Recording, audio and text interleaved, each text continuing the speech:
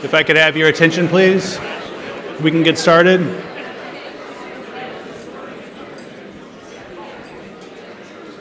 First off, excellent job on moving in on the seats. Thank you for that. I'm really excited to hear this next discussion from two people who really have been on the front lines of covering this White House. Today's moderator is Vanessa Gazzari. Vanessa is my partner at the Columbia Journalism Review. She's the managing editor. She has reported from 4 continents, 9 countries, and many corners of the United States for outlets such as the New York Times, the Washington Post, Slate, and the New Republic. Her book about the war in Afghanistan, The Tender Soldier, was selected by Kirkus as one of the best nonfiction books of 2013. I turn it over to Vanessa. Thank you, Kyle. Welcome, everyone. I'm thrilled to be here for this panel about covering the White House and the Trump administration day to day. I'm really excited to have with me Ben Jacobs from The Guardian. He's a political reporter there and previously was at the Daily Beast. And Glenn Thrush, who's a White House correspondent for the New York Times and also for MSNBC. And previously was at Politico for many years. And I'm thrilled to be here and want to start this off with just some really general questions and focus on the nitty-gritty of their experiences covering this. And then we'll do a bunch of that and we'll go to questions at the end as we did before. So the first one is just really basic. So since we're calling this the year that changed journalism, what actually has changed about your jobs since, if you want to go back to the beginning of Trump as a major political figure, you know, a year and a half ago, or if you just want to date it from the election or from the inauguration. And I'd love to get as much kind of granular detail about that as possible. When we talked beforehand, y'all mentioned some of the things that are different day to day, but take it any way you want. Wow. No. Hey, it's very intrusive of you. I will start off glib and leave the serious stuff to Jacobs here. I'll tell you how it changed. When the second day I was covering, going to a briefing at the Trump White House to see my friend Sean Spicer, I approached the gate and there were 2 people holding signs. And usually the people holding signs in front of the White House are either telling you you're going to hell in the next life or protesting. There was a woman out there who was, I think, protesting to the Chinese occupation of Tibet. These guys, it's okay, I do it all the time. No, it's humiliating, I know. I'm going to leave. But as I got closer, the 2 signs read, "God bless you, Washington Post. God bless you, New York Times." And my first thought was, wow. And my second thought was, this ain't going to last. And after 7.5, 8 months or whatever, I still feel basically the same way. A lot of wow and a lot of it can't really last. I think fundamentally what it comes down to, and I will keep this brief, is I think we are dealing with a presidency, sort of an impossible presidency in every sense of that word. And we are dealing with an administration from top to bottom that has, to coin the phrase that Kellyanne Conway used, a variant view of alternative fact. So we have lost consensus in media. We have a fragmented, siloed, highly partisan, entrenched media. It's funny, I was sitting on the plane watching the Rex Tillerson press conference earlier today, and I was watching it on CNN, and I noticed the 2 gentlemen next to me were watching it on Fox News. And I think because of that, you now have in the White House an individual who has, and a group of people who have a different view and a different interpretation of what fact is.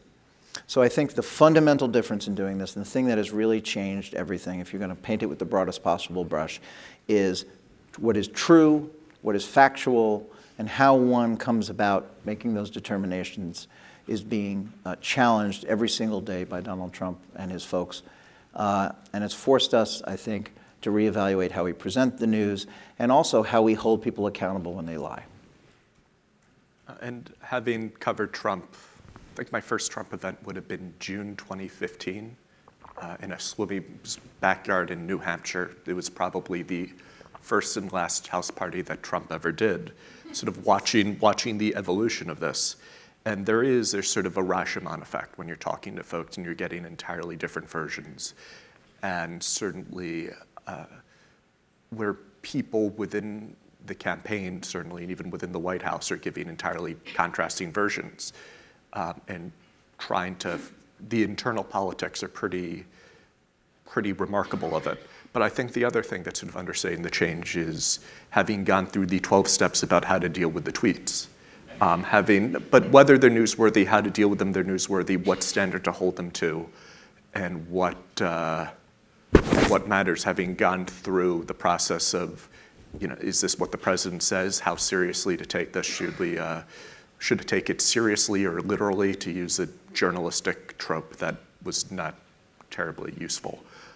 But how to deal with the fact that you have the statements of the administration, you have what people within the administration are saying privately, and then you have what the president's putting out on Twitter and trying to put that all together. It's, that you're getting, it's almost like Rashomon with the same narrator the entire time, that you keep on getting different views. And that's been the interesting thing, is how to deal with that, because we've never had, I think, any political leader who's been so free-flowing on social media, which drives so much of things, where suddenly the tweet comes up. And that's what drives things. That, before Donald Trump, the idea of a controversial tweet from a public figure was Chuck Grassley tweeting "assumed you're dead" when he got into a car accident in Iowa.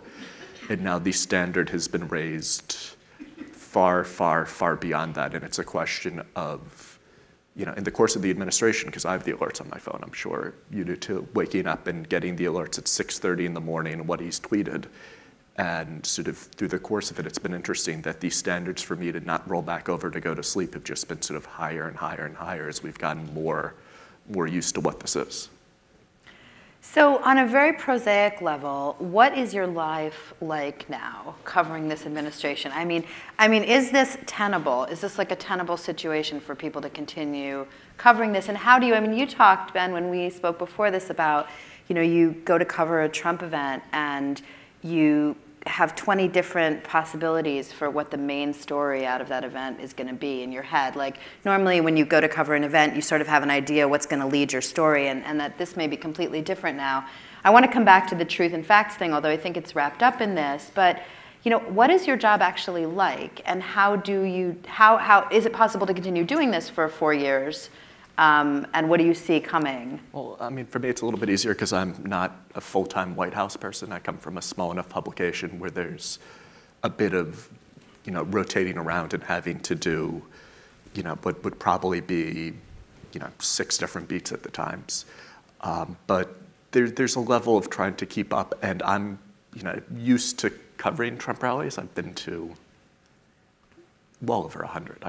I've stopped keeping track. I'd have to go through the list of things. And what I mentioned to you was the Huntsville rally last week for Luther Strange, where there's not only the weird endorsement but not endorsement of Luther Strange. There was the comments about the NFL and Colin Kaepernick. There was Little Rocket Man as opposed to regular Rocket Man, which of course led to an editorial debate about whether little is spelled Little or whether it's like Little Marco and it's 2 Ds. That finally got clarified on Twitter. But these are, things that you get the granular details of what you're concerned about, but sometimes where you're sort of trying to pick things out because there's so much and what to take from it. And sometimes I think that ended up being, having to put everything at the top and sort of go through because there's not necessarily one, and particularly working for a publication where I have to not only focus on people in the U.S. reading for the U.S., but someone in London or Australia, sort of having to go through, and that was actually one of the great challenges, is trying to explain the NFL to someone who is editing this in Australia, and just sort of, not Start at the beginning. That was in trying not to get into too much granular ticket holders, a football obsessive.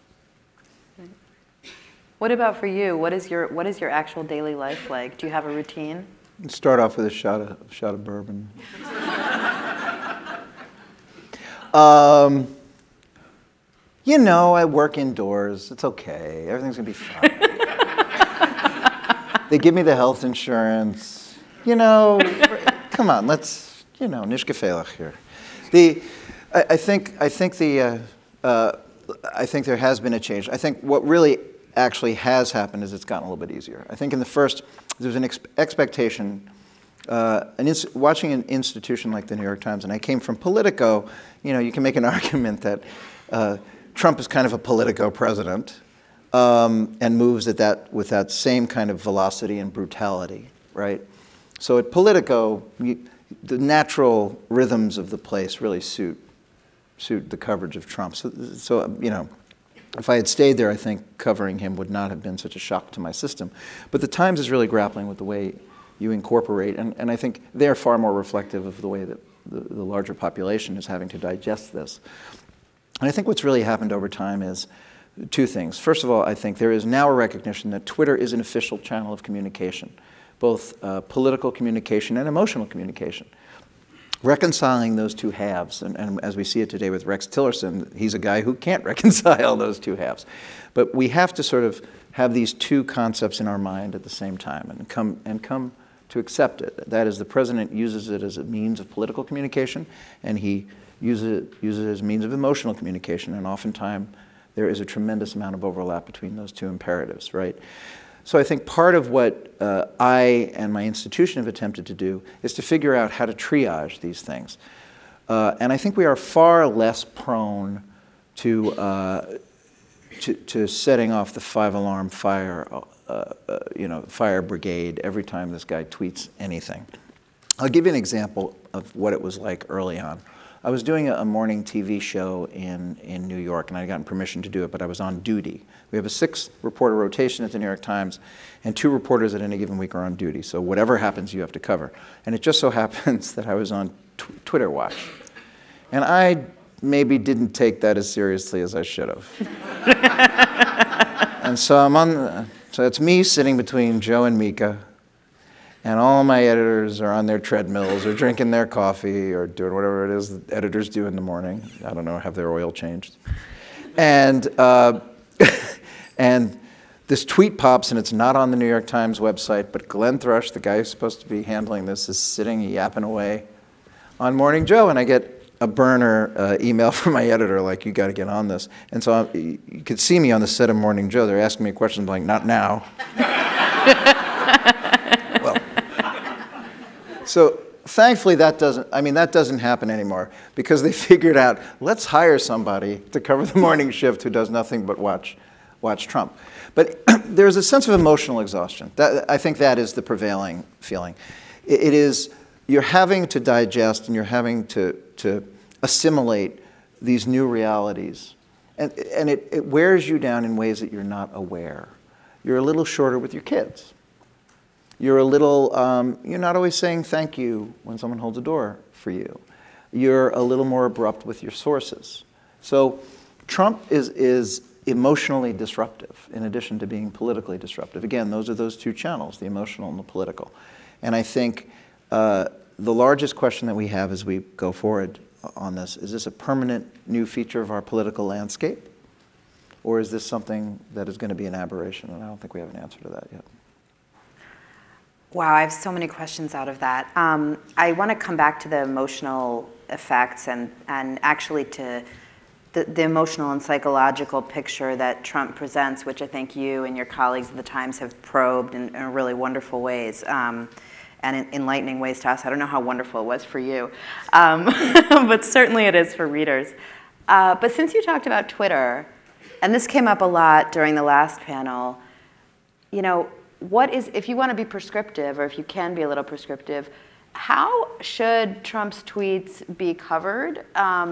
Should some of them be covered in one way when they're on certain topics or they reflect a certain kind of presidential demeanor? And should others, where he's up late in the middle of the night and kind of, you don't know really what's, and he drifts off and doesn't finish his sentence, should that be covered differently? Do you have a feeling about that? And especially for you, Glenn, I mean, you got off Twitter recently saying that it was a distraction. I'd love to have you talk a little bit about that and whether or how that's changed your ability to, you mean, you can still listen on Twitter, right? But how has that affected your work, or has it?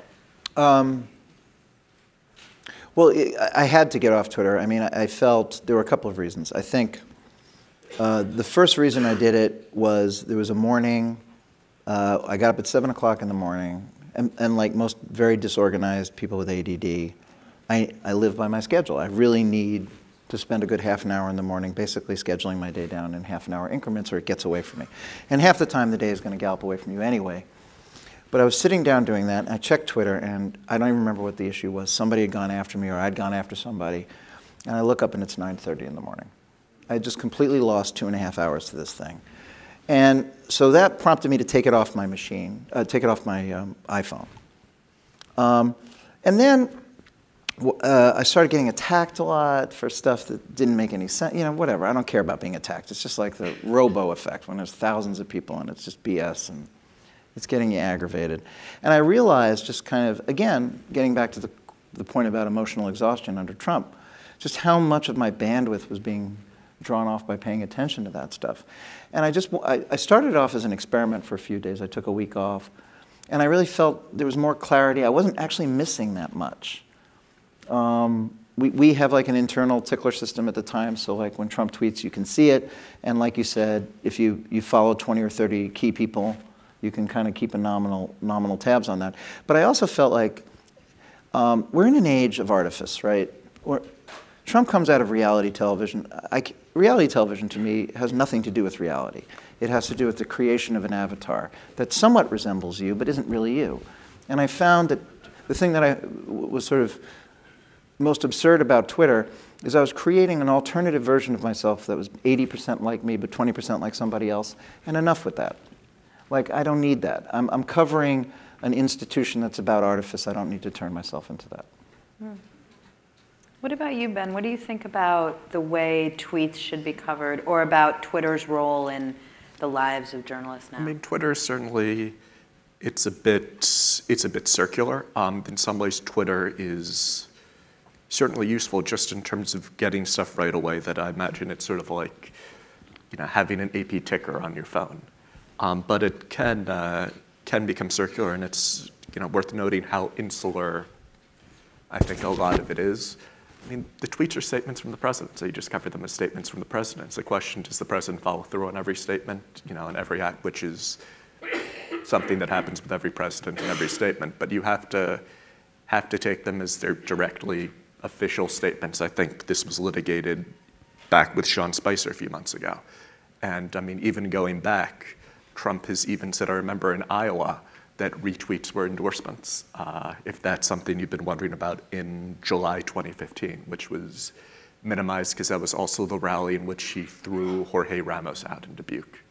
So that was the press conference where that happened. And I think people were paying less attention to his Twitter in July 2015 than they do now. Can I piggyback one thing on the point, the very good point that Ben made about official statements? The Twitter doesn't bother me as much probably as it bothers other people, just simply because I've covered mayors in New York City. De Blasio, who's the mayor of New York right now, doesn't do a lot of communicating with reporters. But Ed Koch, who I started on, and Rudy Giuliani, you'd get shots at them 3 to 4 times a week. That's kind of like Twitter. And these guys were just saying, particularly Koch, were saying the first thing that popped into their heads. So the notion that you have kind of a bellowing person from Queens or Brooklyn saying the first thing that pops into your head is not particularly new. It's really jarring, particularly when he's talking about picking fights with nuclear countries and not, say, the district leader of Staten Island. Right.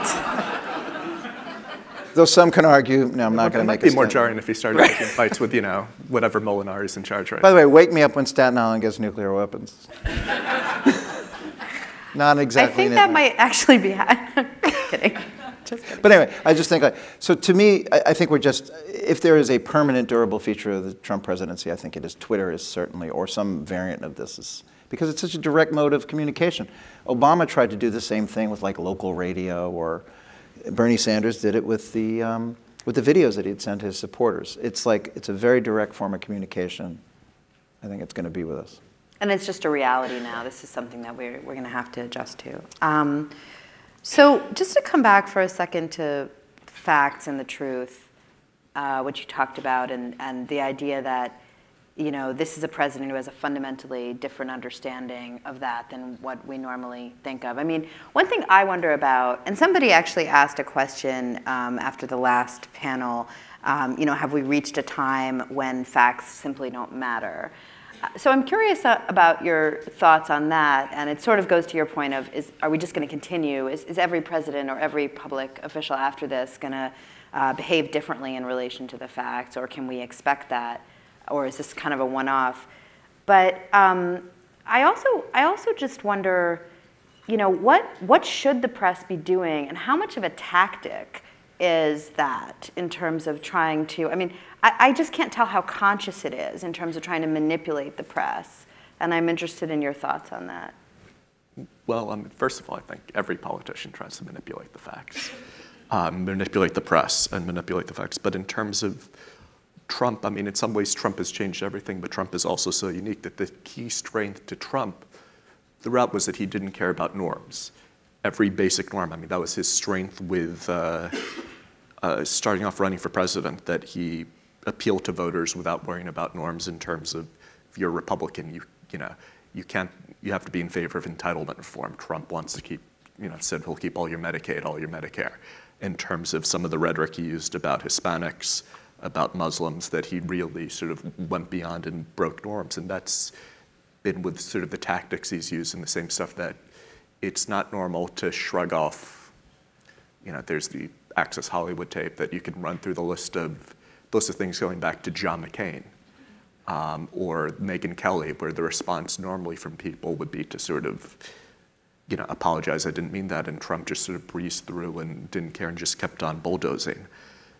I think other politicians care about norms inherently in a way that Trump, because he's so far removed from politics, didn't. But it's a question of where that line is drawn and how it happens, because so much of American politics is norms. It's not rules. There aren't things that are written in stone. It's sort of things people generally agree this is how it's done, and it's a question how that pendulum returns, and I think that depends a lot on what happens in 2020. How should the press cover this, though? I mean, how do you deal, like, what do you see? I mean, one thing, and Kyle talked about this a little bit at the beginning, is that I think for a lot of journalists, this election was a wake-up call, and there was a sense of, yes, the media got a lot of things right, but the media also misjudged in some pretty big ways. So as the press now covers Trump, do you think that people are staying focused enough on issues that are really important to your readers or your audience? Do you think that people are yanked around by him too much? First of all, let me just say I think there's too much focus on the national press, particularly the national political press. We have had a winnowing. It's funny, we're here in Atlanta. My first job in daily journalism was working for the now defunct Birmingham, Alabama Post-Herald, covering homelessness and poverty in the Black Belt of Alabama, and school reform, and covering shootings and police events in neighborhoods. We have seen the complete death of the local media in this country. It is a shocking, shocking development with profound implications on democracy. Because the only interaction that most Americans have with reporters or journalists in general is on talking heads on TV. It's not somebody showing up in their neighborhood, or maybe somebody who grew up in their neighborhood walking up the block and asking them a question where they know that there's a sense of goodwill. Reporters are organic. We come from the soil, right? We really do. A lot of people would like to see us back in the soil.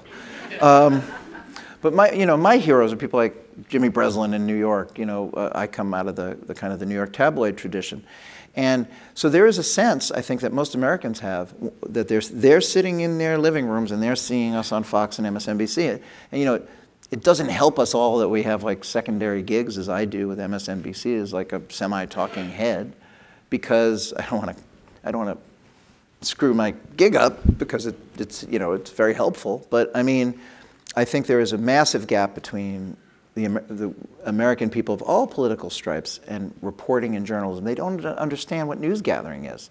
I think that is one of the reasons why Donald Trump can come along and say the things about reporters that he can, because people don't have any experience with them. Imagine if Donald Trump were making comments about, I don't know, about like, or he has actually, we have real world examples of this. He was saying things about PTA presidents, right? Well, people have experience, people go, no, I know, you know, my wife's the PTA president. I don't agree with that. But when he's attacking reporters, he's attacking people that the vast majority of the population has no interaction with whatsoever. So they can assume whatever they want. Sorry, I didn't mean to get on my soapbox on that. No, I mean, I think it's interesting. People raised in the last panel that trust in the media is at an all-time low, and that, you know, Eric said that continues to be true. Like every month, it gets lower. But I actually just read a poll that that said that it's getting higher now. It's actually hit its low right before the election and is like a little better now. And I wonder whether through your interactions with people, with readers or, you know, others, whether you have any sense of whether these attacks on the media are sticking. I mean, I'm not sure how much they've ever particularly stuck. I mean, it's interesting having gone through, you know, to use the Trump rally as an example, which is sort of a very self-selecting thing to folks, that it really is, you have a group of people who are have a lot of feelings to get out. And I've certainly been lucky because of the fact I'm not on TV a lot, I'm not a woman, I'm not an ethnic minority, that when you think about the cable news crews had security there, I could get away with it. But for the most part, like talking to folks at Trump rallies, people are still, for the most part, very nice, very helpful, know that it's as much an act, and we're there sort of as much to be like, here are the bad guys, and you know, I still feel like we should get a commission for showing up and sitting in the press pen because we're part of the show.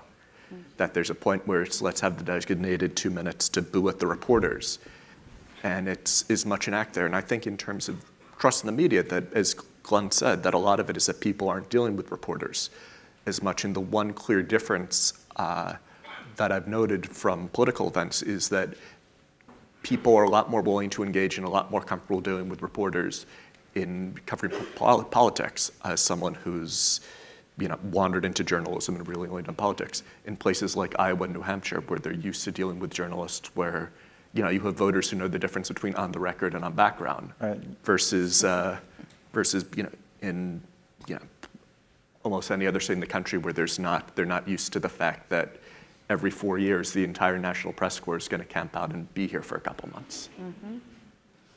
Well, since you sort of get into this question of how your interactions with Trump supporters, let's talk a little bit about threats to the press. And you know, I know you've had kind of a personal experience with this, which you may want to expand on. But I just wonder if either of you feel, you know, at greater risk now doing your jobs. Do you sense that? I don't want to be alarmist about it, but do you sense that among your colleagues? Is there a feeling? And I'd love to have you talk about the aftermath to the degree that you want to of your own encounter with. Do you want to take this first, and I'll segue in? Yeah, again, I think like, you know, there are crazy people out there, and crazy people are going to do what crazy people are going to do. That's why they're crazy. I got caught up in the WikiLeaks stuff, and got really nailed, and was the subject. I got death threats, anti-Semitic emails, stuff mailed to my house. I personally didn't tend to take that in a threat way. The most threatened I've ever felt as a reporter was in my younger days when I was doing investigative pieces about, like, you know, the Department of Transportation in New York, and like it would be very, very personal. So I tend to think that it's not that harmful. But I had a friend of mine who was a reporter for the Huffington Post who had someone come to his house. Mm. So I mean, you know, I think this is where I do think the president needs to hold himself more accountable. And I think when you're inciting people through your rhetoric, when you're talking about how you're going to treat protesters, and when you're getting very, very personal with people, identifying them by name, I think there will ultimately be a price to be paid for that kind of thing. And I think I am actually very thankful, and I don't want to knock wood on this stuff, that more people haven't done irresponsible things. Yeah, and having gone through my own unique experience, first with the Trump campaign, where I got to the low level of like anti-Semitism on Twitter or something like that, that it's really... Wait, you're Jewish?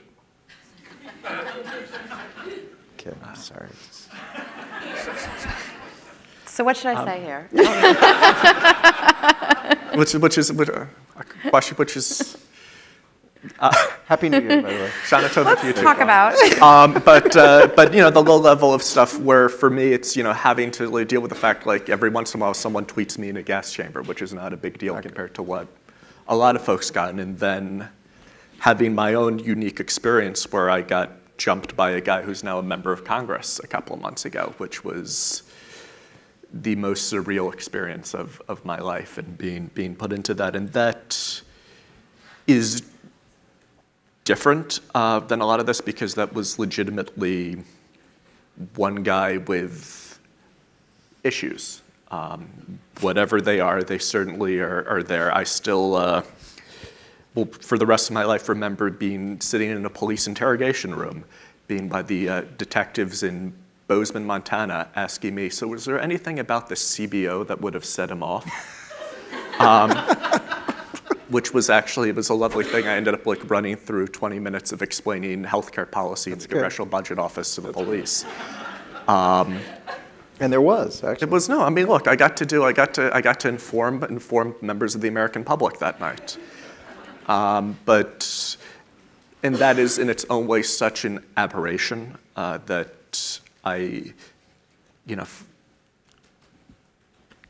sometimes people, I'm trying to use my words carefully here, but these things happen, and this is his own a unique character. Though the one thing that was heartening about that was that there was, with the exception of literally some of the worst, like actual white nationalist trolls on earth, it was pretty much a very supportive thing. And what was interesting is I certainly got hate mail after that, but some of it was clearly forged. I still remember thinking about, we don't want your kind in blue sky country, thinking, you're not from Montana. That's not the state nickname. But it was as positive experience as being assaulted by a congressman could have been, which is still fair to say was one of the most awful, terrible experiences of my life, and one I wouldn't wish on anybody. But it was something trying to work through, and it was also trying to realize that in the course of all this, as much as I had my own personal feelings, I was representing Glenn and representing every other journalist that I with glasses. With glasses. Without glasses, that's still... I still feel guilty not contributing to the GoFundMe page. That all went to CP. That all went to... I just really wanted... I saw the GoFundMe page and was sort of, I don't want any fun of this. Just give this all to charity. And ended up, I have a high school friend who's an eye doctor, so I just went to him to get my glasses. Oh, that's cool. So it just was like, I didn't want any part of this. They look great, by the way. I wanted to impress you. I read they were from Banana Republic. It was like whatever the frames were. They're just... He doesn't. I was not very, very, very picky about it. I actually had a friend and a colleague come with me just so I could have someone with actual taste and style pick these up, because I didn't trust myself to be right, and it sort of was all through health insurance as much as I wanted to get the biggest, some giant gold Elton John glasses or something like that. Like, it was not worth the temptation. By the way, we should say that Congressman Gianforte wrote a check to the Committee to Protect Journalists as part of his apology to you, right, for $50,000, which funded the Press Freedom Tracker, which was mentioned in the last panel, and which CJR is also a partner in, and which has counted something like 81 incidents of threats and arrests and other sort of negative activities toward journalists in this year alone. And we don't know if that's an uptick because we haven't been counting in the United States before, which in itself is interesting, but it is quite a lot. I just wanted to while I have you here on the Gianforte thing, I mean, one thing that was remarkable about that was that not only did it, whatever happened, but then there was like a statement put out in which the spokesperson lied about what happened. And I just wondered about you, I know during that time you were probably talking to the cops and doing other stuff, but what was your what was your impression as you were going through that of kind of what was happening to political speech? I don't know if anything was happening politically. For me, for me, the statement was the worst part about it because, like getting, it's not necessarily like getting beat up doesn't go to my personal integrity. Like it goes to my bodily integrity, like, having to, but the idea that this was some sort of, and they put an intern on TV who said awful things, and that was really because, all I have in journalism is the fact that I can talk to people when I give people my word, that they can trust me. And that went for that. And he's since moved back on that there's still never been an explanation about why that happened. And my understanding is that there was also the initial explanation he gave to folks in Washington, D.C., which also was not probably terribly helpful for him. But that was the part that still rankles. There's a long history of this crap in this country, by the way. When Preston Brooks caned Charles Sumner on the floor of the Senate, nearly killed Charles Sumner. If I'm not mistaken, Preston Brooks, I forgot what state he was from. South Carolina. South Carolina, but hundreds of people sent him ornamental canes to thank him for nearly killing Charles Sumner. Right? But Preston Brooks also didn't say that Charles Sumner kept on hitting his head against my cane by accident. Kept on walking to my cane. I don't know what happened. But no, there's a history of that, and there is this sort of tone, and that you can go back to stuff with Nixon or Agnew. You can even go back in White Houses. There have been antagonistic relationships from both parties. So this is not necessarily new. I think my situation had some unusual wrinkles. So as I watch Donald Trump do his thing, I feel like sometimes I'm watching a repeat of Glengarry Glen Ross. And you and I, Glenn, talked a little bit about, you talked about your sense that Trump is essentially a salesman. Right. Mm-hmm. And I wanted you to talk a little bit about that and about what it means for covering him. That's a great question. I think I love that scene in Glengarry Glen Ross where it's like, you win, you get the Cadillac. Second price is a set of the steak knives. Third price, you're fired, right? Does this make Tom Price or Rex Source and Shelley Levine? My question is, who's getting the steak knives? I think Donald Trump is not a real estate guy. He wasn't a very great real estate guy. His father, Fred Trump, was a terrific real estate guy. In fact, a lot of my relatives grew up in Trump Village in Brighton Beach, Brooklyn. He built swaths of middle-class high-rise housing that transformed the face of the city. Fred Trump did. Donald Trump did some stuff. Mostly he reclad existing buildings. He was not a great builder. He was not a phenomenal businessman. Everything pretty much that he put his hand at wound up in the bankruptcy courts. What he is a phenomenal salesman with one product to sell, and that is himself. I wish I could take credit for this, but I'm going to give it to my partner in crime, Maggie Haberman, who I think stole it from somebody else, but that's another story. She says that Donald Trump lives in 10 to 15-minute increments, that he is a person who is concerned principally with survival from one moment to the next, that it is not necessarily about conquest, it is about self-preservation. And he will do or say anything at any given time if he views it as fundamental to his survival. That is also a salesman's credo. the line I have about him is Donald Trump is sort of like Willy Loman if Willy Loman had been successful, right? If you've ever spent a lot of time with salesmen, and I hope you haven't, I'm kidding. My father was a salesman, I should say, for a period of time in his career. Really, really good salesmen. There is a bit of an emptiness to it because they view human transactions as they view human interactions fundamentally as transactional. They're looking to achieve a result, buying the Trump stake, getting a vote from you.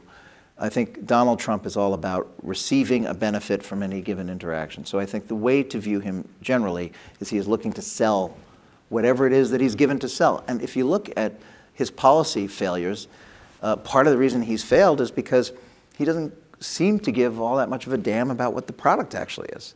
So how many different versions of, you're very good on the healthcare issue, how many incredibly different versions of healthcare and the Obamacare repeal has he supported that have no consistency in terms of policy or outcome other than the fact that it would get him what he refers to in private as a quick win. Mm-hmm.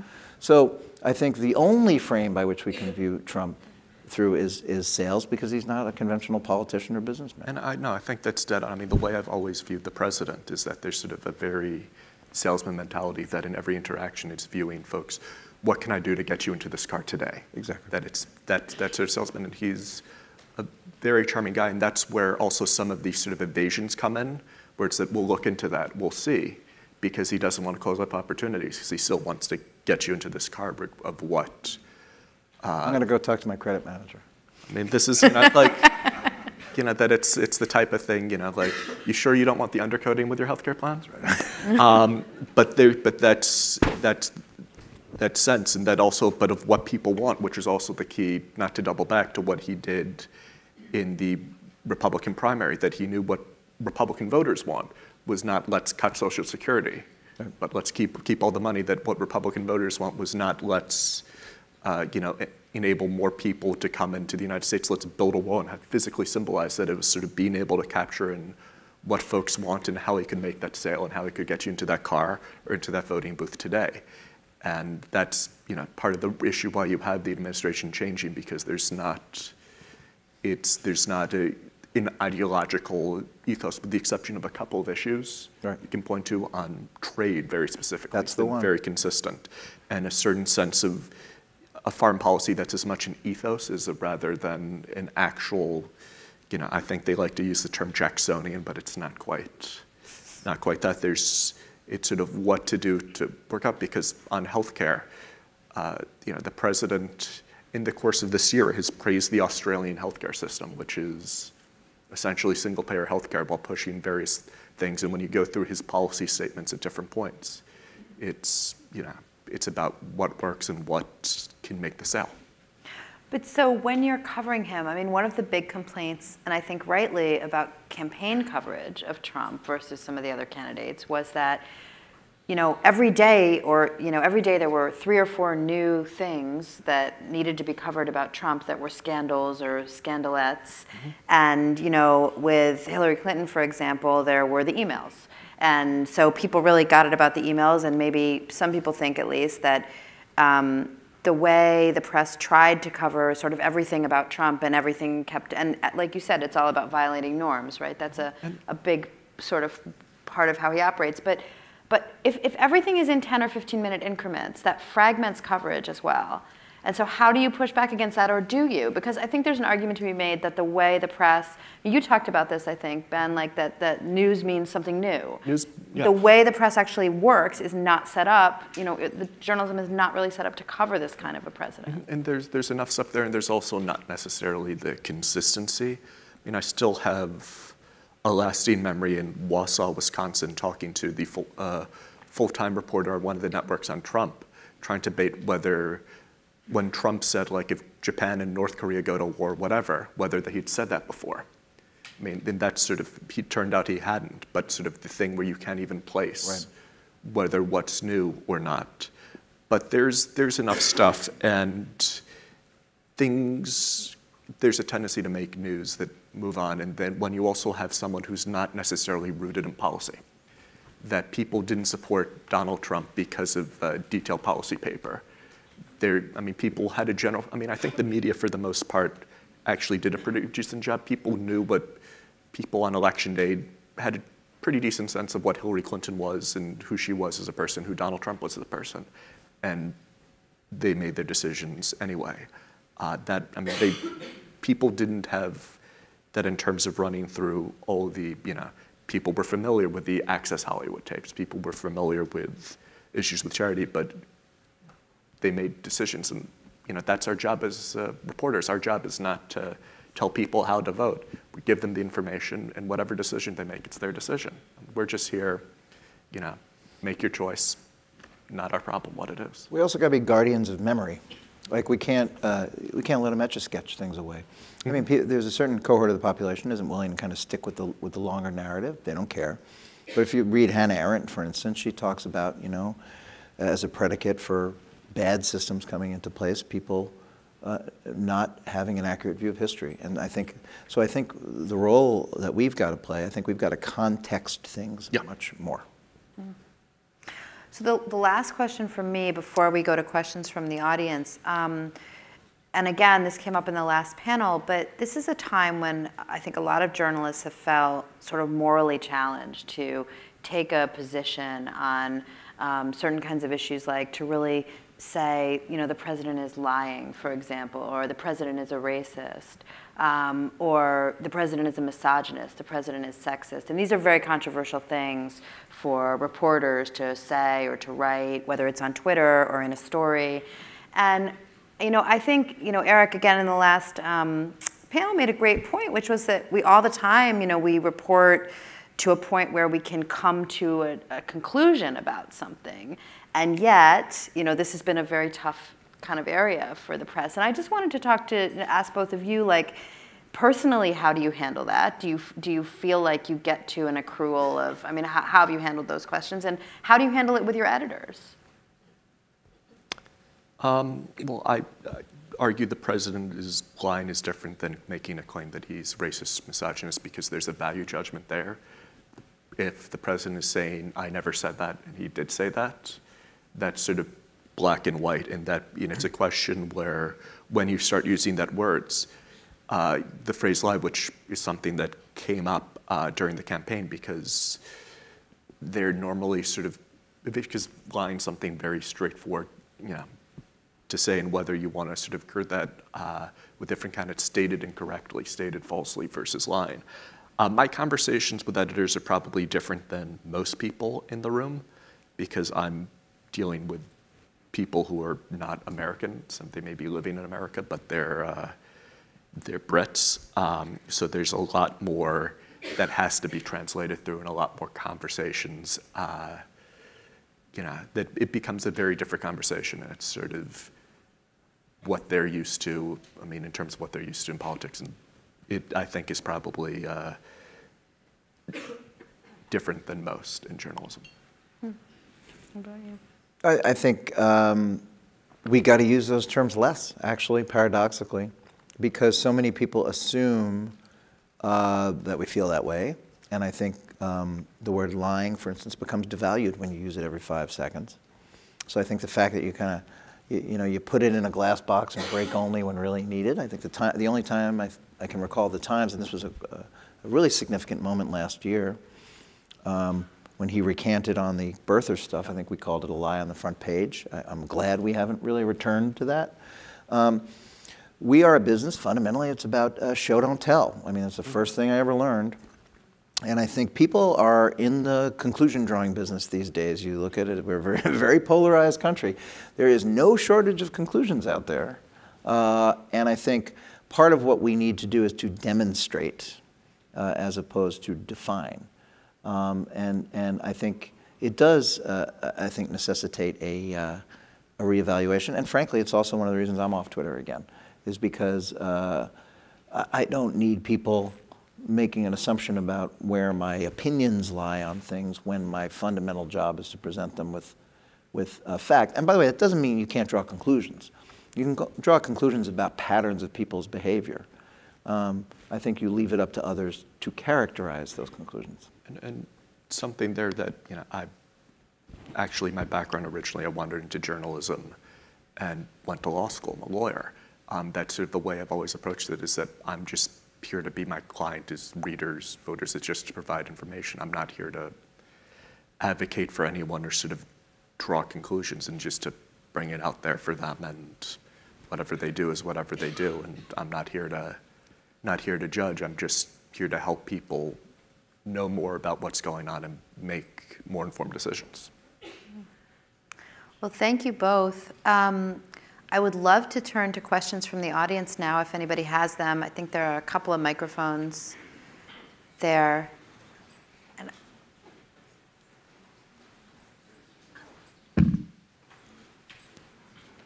Go ahead, sir. Thank you. I ask this as a former reporter.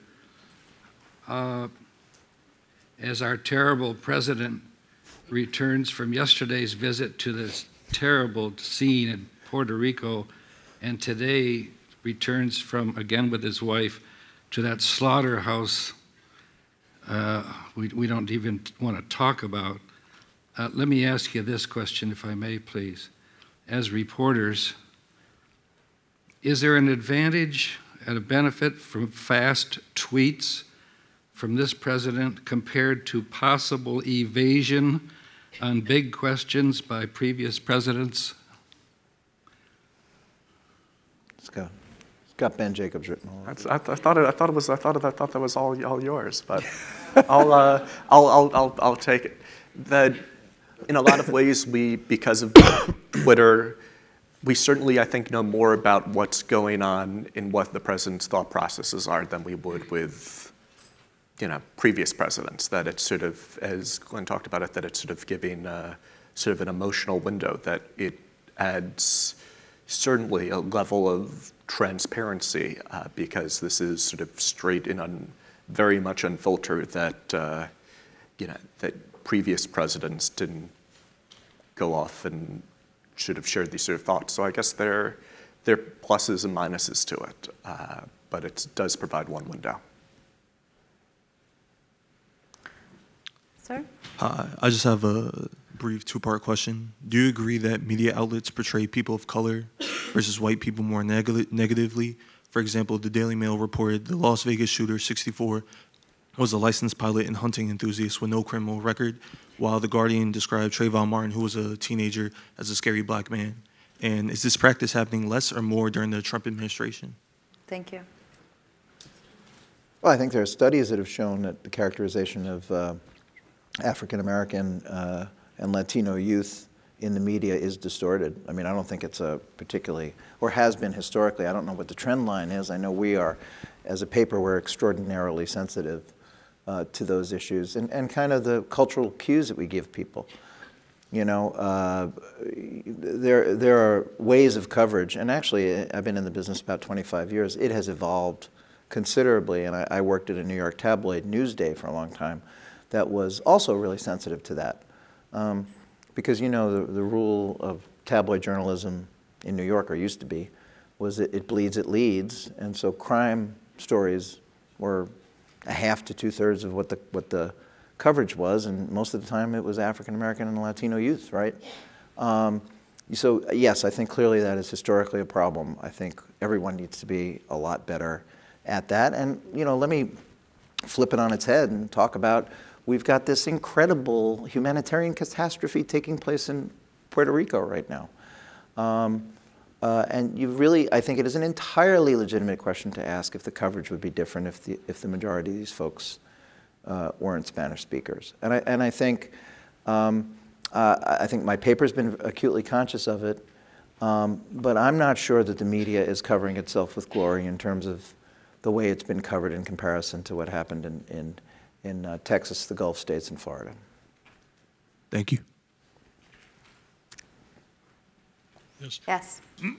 I'd like to offer something for your consideration. So often, and of course, we get it wrong from time to time, and there have to be retractions.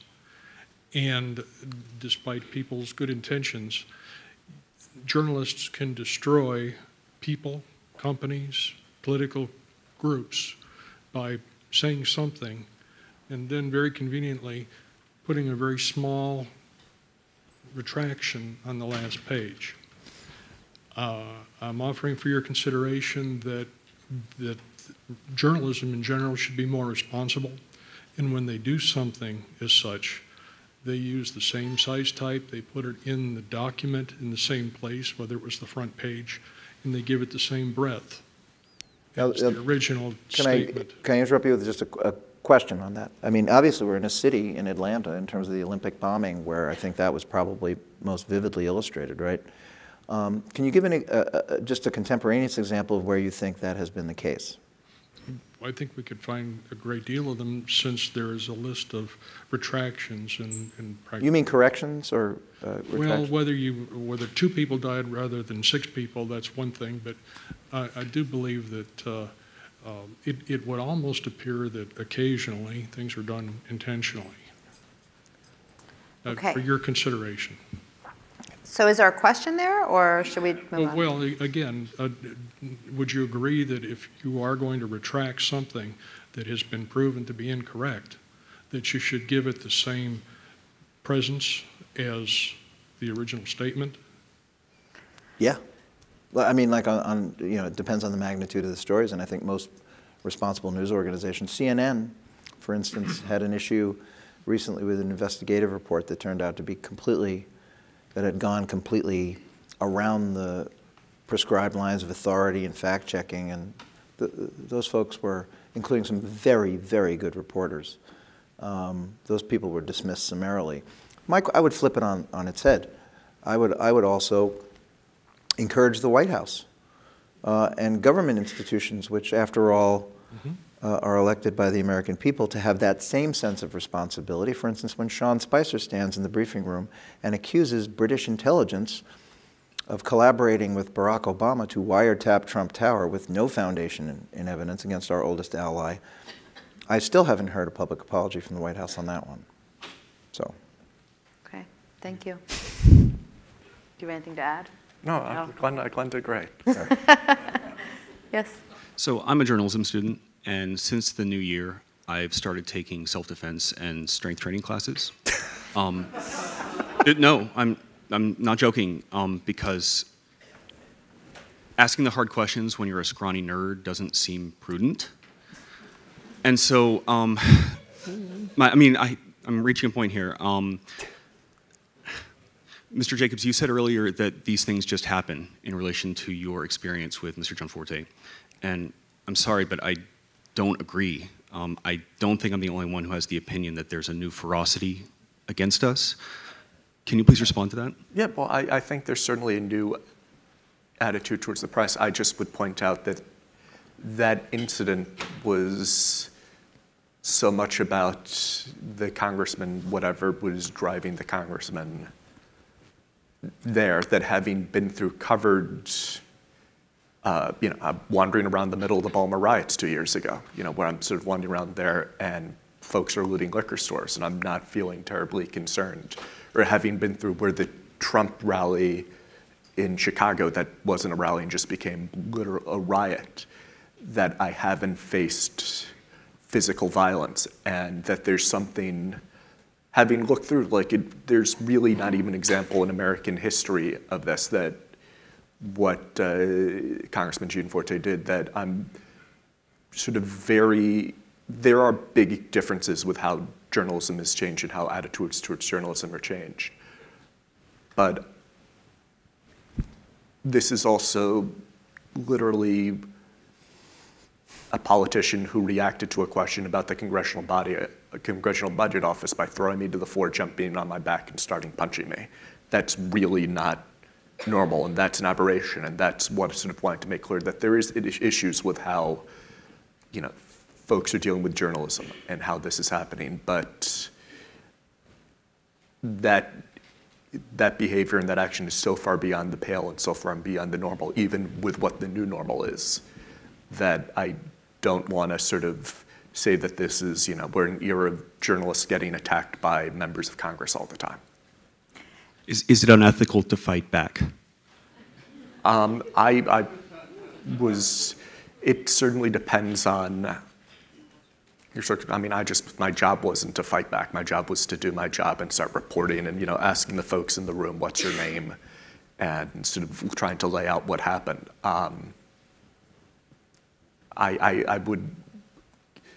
There are no other examples of this happening in modern American history, so it's hard to draw any ethical conclusions. Like, I think looking back, there are issues like in the 1840s with, congressmen, the Wild West, and newspaper editors horsewhipping each other. But this is this is objectively separating myself from it. This is one of the strangest things that's happened this year in what's been a very strange year. So that's why I'm always hesitant to draw broader conclusions from it, because this was weird even by the standards of by any standards of any year, that this was so far beyond the norm.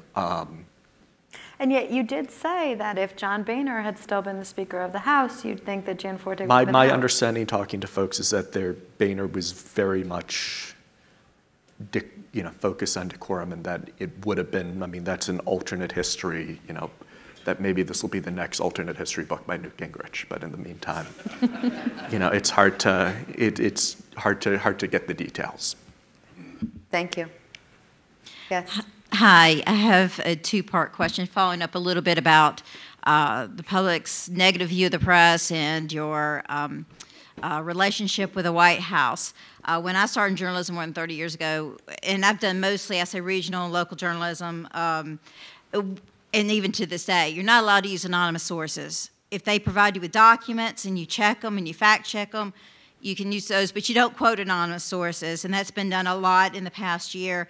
Seemingly, in the way it appears, is to, for whatever reason, to either get the juicy story, to get some kind of scandal on the president or whatever.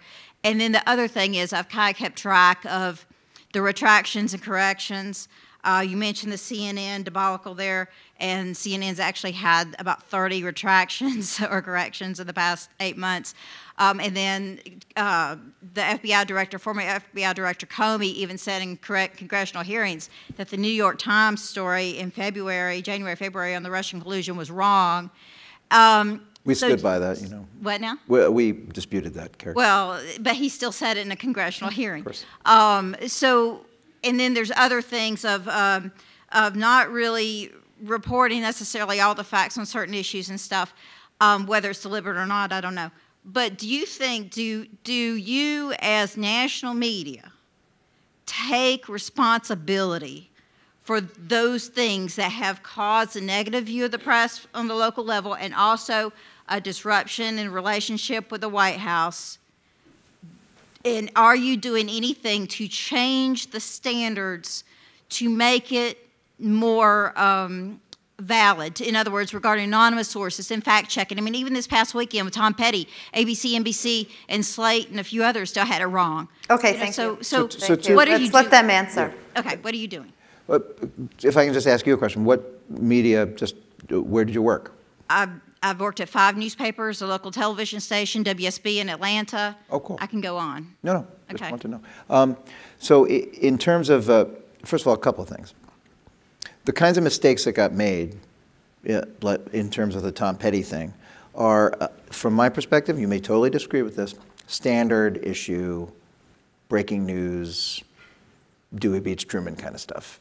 I mean, that is just standard stuff that happens when you're trying to move quickly in this business. We have never in the history, I think we're making fewer mistakes like that than ever before, generally speaking. Now, the larger question about sort of corrections and veracity, I think, is a totally legitimate one. You threw a lot of stuff into that question. I think they need to be kind of teased out. The anonymous sourcing thing, you're absolutely right. I think that it's much looser than it was, in part because the rules of the game have been changed by the participants on the other side of the ball. People won't talk to you. I mean, it's a virtual certainty that when you're talking with people in the White House, and this is not a Trump phenomenon. If you want to blame people, talk about the Clintons and the Obama staffers on this one. You walk in the door, they say off the record, and you can decide whether or not you're going to talk to them or not talk to them. I mean, that's the way it plays. Because of the hyper competition in Washington for scoops and scooplets, they can go to any kind of vendor. They got 6 or 7 different vendors, reporting outlets to go to, and if you say, I'm too pure for this kind of thing, they're like, later for you, and your competitor gets the scoop. So it's a fast-evolving dynamic, and I agree with you. There are factual and ethical questions that are raised by that. The one thing I would say about sort of corrections and stuff, you keep bringing up CNN. How come you don't talk about Fox?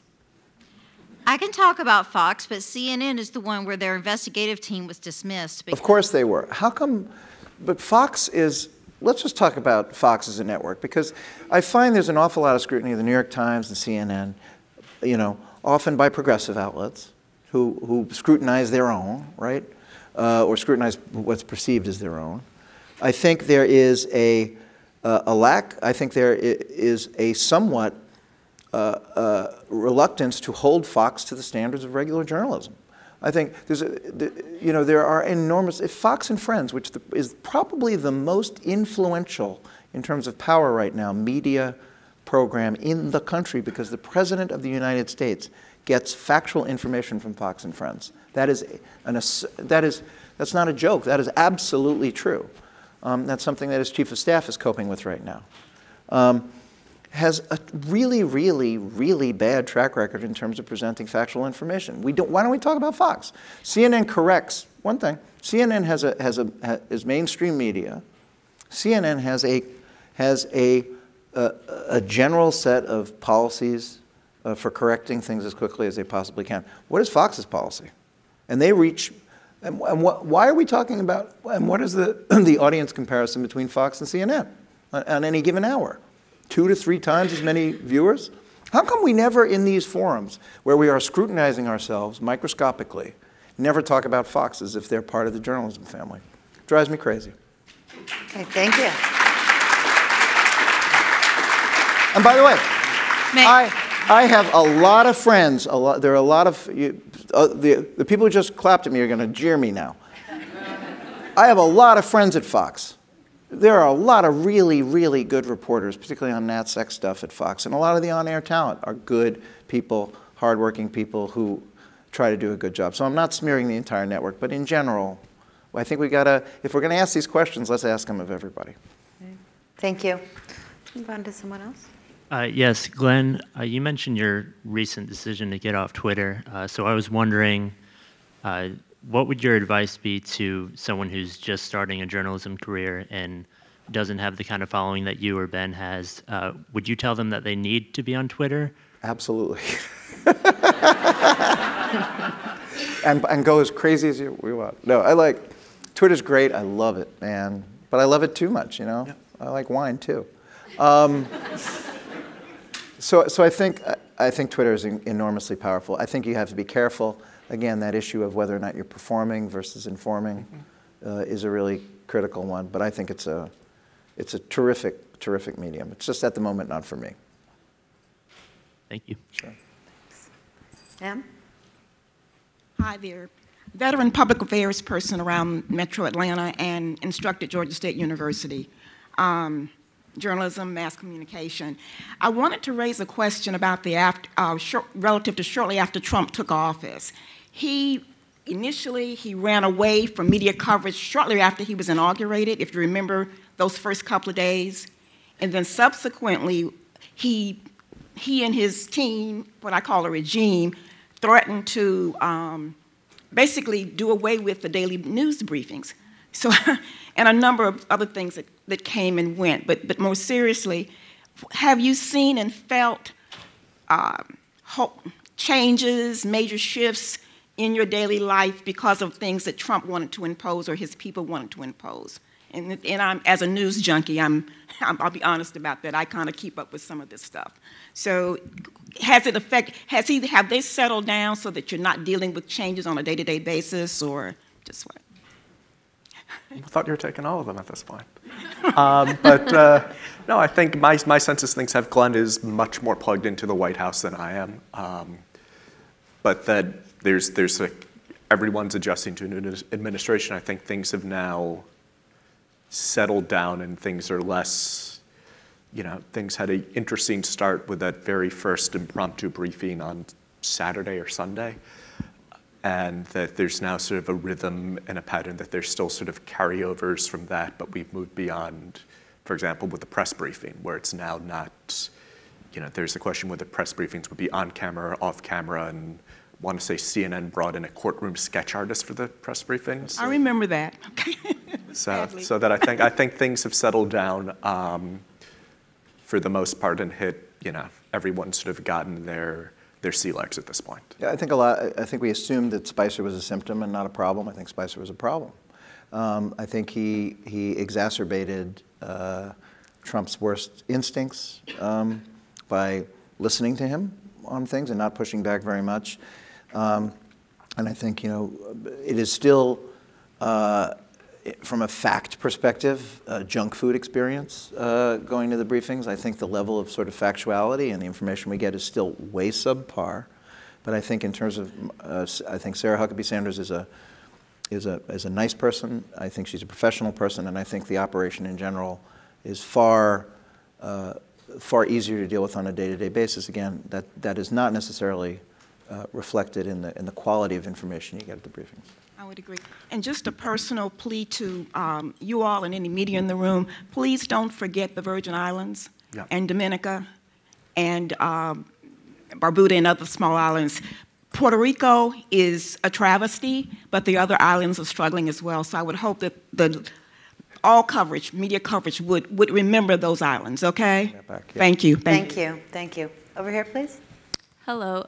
My question is in regards to Trump's tweets about the NFL protests and the Black Lives Matter movement. Do you think that those tweets about those causes are generating more support or more opposition, like in media? I'm sorry, can I just ask you to repeat the first part of that? I said that my question was in regards to Trump's tweets about the NFL protests and the Black Lives Matter movement. Are those tweets, do they generate more support or more opposition? For him, you mean? Mm-hmm. Yeah. Do you have a sense of that? I think to those causes, I mean. To those causes? Yes. Well, it certainly drew a lot more attention to that, and it's sort of being very... watching the phenomena happen and watching how NFL players reacted to that. I mean, I remember watching the first game. I'm a pretty diehard Ravens fan, and getting up and watching everyone kneel at 8:30 in the morning in my hotel room because they were playing in London and I was in Alabama, and then watching them play a truly awful game, which is my own level of service over this. But that it changed the story in a little bit. It's sort of that suddenly in how it politicized sports and how it sort of draw folks in that that in terms of LeBron James calling the President of the United States "you bum," I don't think you would have ever seen Michael Jordan, making public statements about George H.W. Bush or Bill Clinton, and that it's politicized sports, which have always had political elements within them, but it had an impact that it suddenly became very strange for people who are tuning in just to watch the national anthem, which is, it was one of the sort of stranger, more surreal moments in American sports I can remember. I can tell you that a lot of Trump's people thought it was a big mistake. Singling out Colin Kaepernick. Interestingly, what I have heard through the grapevine is that Steve Bannon and Breitbart and Bannon's contingent actually were very, very much opposed to that because they don't want to kind of racialize what they view as a transracial economic populist movement. So it was pretty controversial within Trump's own camp. Thank you. We have room for one more, time for one more. No pressure. This better be good, man. Yeah. Yeah, right. We just wait. Because that lady over there, she's not getting a question. So we've heard folks at panels here and across the media landscape refer to the White House, the Trump administration as sort of or just Trump as a reality show candidate, as the administration as a sort of a reality show administration focused on personality. And as journalists who cover this very closely, how do you avoid sort of getting wrapped up into that personality facet of it. And then as a sort of ancillary question to Mr. Thrush, now that Bobby Moynihan has left Saturday Night Live, do you have a personal preference as to what cast member you would like to be portrayed by? Tina Fey. Good choice. Anything on the first part of that? Well, so the Moynihan thing is, look, it was totally great. My kids got pulled out of class, by the way. They thought they were in trouble that day by their principal, who pulled them out of class. So it was like a very cool thing. Kids were in class on Saturday night? No, it was on Monday.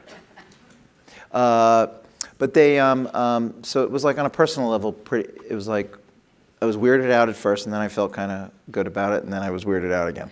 And I think, but it really actually does get to the first question that you asked, and that is you can't get hooked. The thing about Trump is it's all about celebrity, and everything is derivative of his celebrity.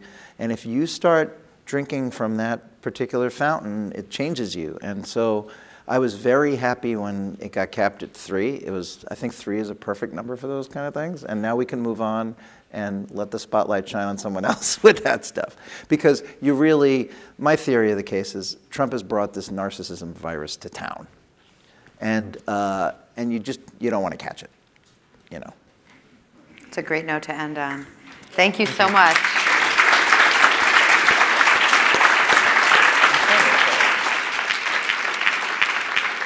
You know, I said in my opening remarks that one of the things that we've seen as a result of this last year is some of the greatest journalism of my life, and these two gentlemen are part of the reason I can say that. So we're very happy to have them here.